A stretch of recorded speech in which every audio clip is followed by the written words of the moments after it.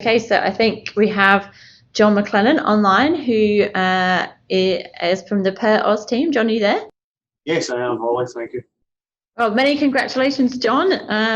Good feeling, I imagine. How do you feel?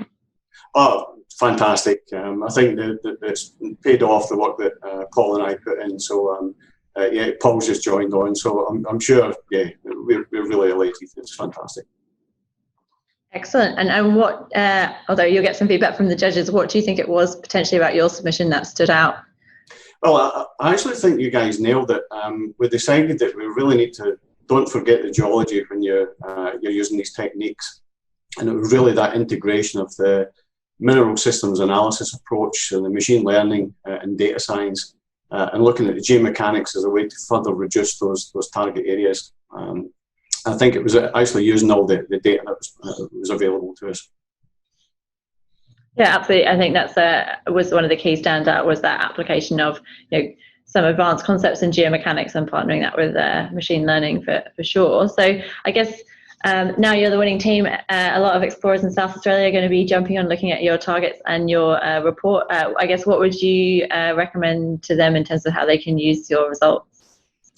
Look, I think that it was a statewide approach, and I think it's a fantastic way to start narrowing down areas where you're going to look for tenements. Obviously, there's a scale issue. So, as Richard Scott was saying earlier, from Oz Minerals, you really need to treat these things at particular scales. So, there's an opportunity there to find the ground. And to actually look for the drill targets, might need to, delve a little bit deeper into those data sets and techniques. But yeah, it's definitely a very good set of data that we've got out there, and it's quite easy to use. And I should bring Paul in actually and let Paul talk about the data sets if he can bring his microphone in. Yeah, hi everybody. Can you hear me? Yes, we can. Oh, great. Okay. Well, first of all, I want to say thanks to everybody, to the South Australian Government, judges and panellists, all the organisers of the challenge, and congrats to all the other finalists as well.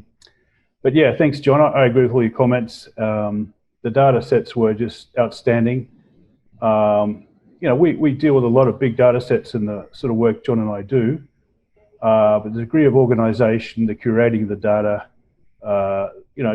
it's just outstanding, and it really gives people like us and obviously the other finalists a chance to get stuck in the data, mine the value out of it, and to extract information out of the data to new levels that I'm sure people have been working on for years in this province. But I think this is a huge quantum leap forward, and I really hope our targets we've produced lead to future discoveries. And yeah, once again, thanks very much. Cool. And I guess a final question for you both. What advice would you give to I guess people in the broader innovation community and other people looking to take part in a challenge like this? From my side, understand the problem in all its depth, because like anything in nature, we're dealing with complex systems. Mineral systems are just one manifestation of Mother Nature, and basically all the processes from mantle to ore deposit site or whatever it is. It could be a petroleum system, whatever. Look at all the data sets and see what value you can extract out of them, but use the geology as your guide. I mean, you have to understand the geological context of the data to really be able to utilize it to its full extent, extract the maximum information, and integrate it to provide solutions like this. So I'd say, yeah, persist, don't be discouraged, keep it geologically grounded, but don't be afraid to explore other avenues. Obviously, data processing and predictive analytics, geomechanical modeling are some of those tools in our toolboxes, and it'll all come together at the end. Like all these things, they evolve. It's iterative.